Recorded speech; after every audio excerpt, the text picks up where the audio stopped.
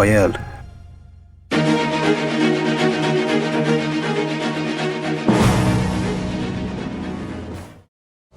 My name is Paul Alexander, but they call me the man of the iron. When you first got polio? Well, I started feeling ill and plain. I went inside to get Mom. Finally, something good. It has been 69 years since he has not been able to breathe on his own. It has been a couple of years passing through the extreme pain. The society abandoned and rejected him due to his body transformations. Their life has been bitter since his childhood until he is a man. His life depends on the technology. The act of breathing, either to animals or human, happens without our effort. It may sound kinda lie or hard to agree, but let's take a real-life example. By the time you sleep or just when you're awake, you're always able to breathe. Your heart beats unstoppably. Your eyes blink. Our digestive system keeps working whenever we consume food, and more actions that our body doesn't consciously keep happening. All these processes are by the name called involuntary actions, the actions your body processes with zero assistance from your consciousness.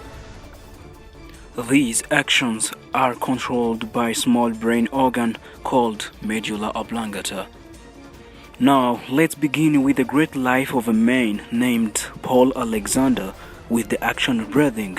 You're listening to Rafael. You're welcome. I did not get into college. They said that I was too crippled and did not have the vaccination. This man has not been able to breathe on his own since 1952. He has been living and breathing from this machine. This is Paul Alexander, but they call him the man in the iron lung. Paul spends almost every moment of his day in the iron lung, which is the only thing that is keeping him alive. That's all because he is paralyzed from the neck down, so without it, he can't breathe. The machine helps him breathe by using negative pressure to take air into his lung. Listen to the story of Paul Alexander. It all started when Paul caught the virus of polio just when he was 6 years old. Once you talk of the polio virus, immediately you draw an image of the worst year in the United States history, 1952.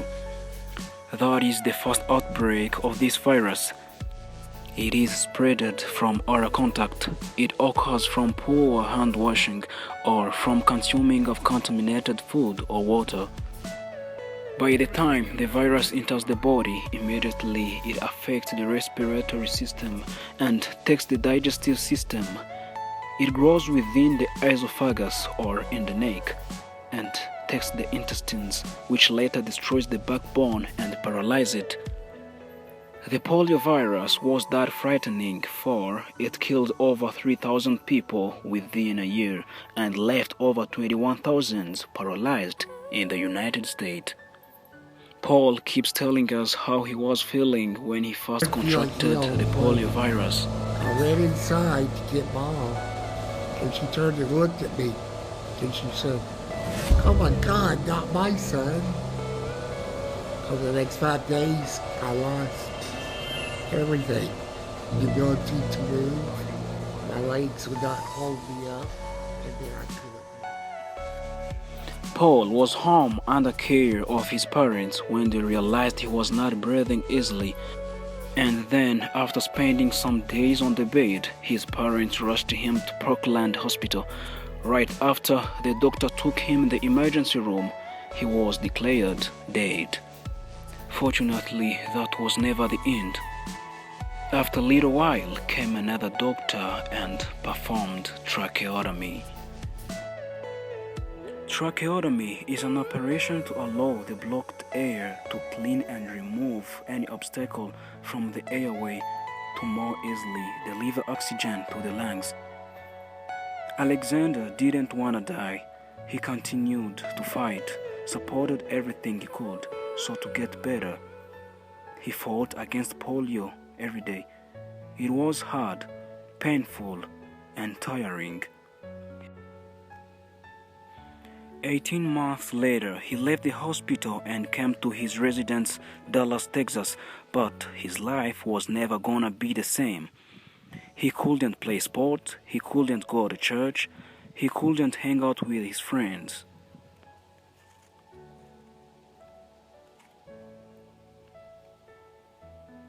You know what's surprising?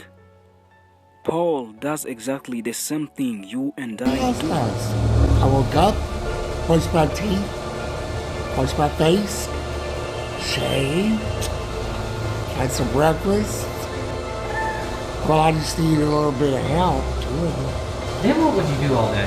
Well, I would read or study something. Paint a picture or do some drawing. I hated just watching TV.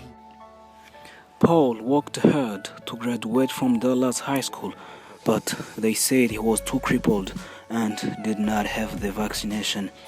He did never accept the idea. After 2 years of putting them under pressure, they accepted him on two conditions. One, that he takes the polio vaccine, and two, that a certain group of people would be responsible for him. Finally, something good happened. He always wanted to be a lawyer. At the end, he achieved it, and he was a pretty good one too. But he did never stop there. With the help of a pen attached to a stick, Paul wrote his own biography. A biography is a detailed description of a person's life, mostly written by others, but he wrote it all by himself using his mouth. One of the most famous books that Paul wrote is 3 Minutes for a Dog, the book that talks of his life lying under the iron lung and the whole experience. Paul was asked why he writes books and responded, he does it just for inspiration. No matter where you are from or what your past is or the challenges that you could be facing, you can truly do something.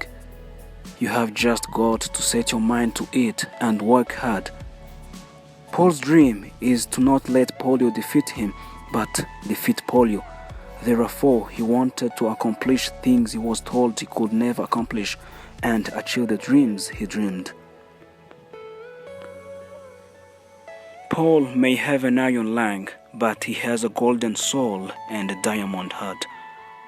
His story is an example of why your past or even disability does not have to define your future. You were listening to Raphael. Remember to subscribe, share, and like. Thank you.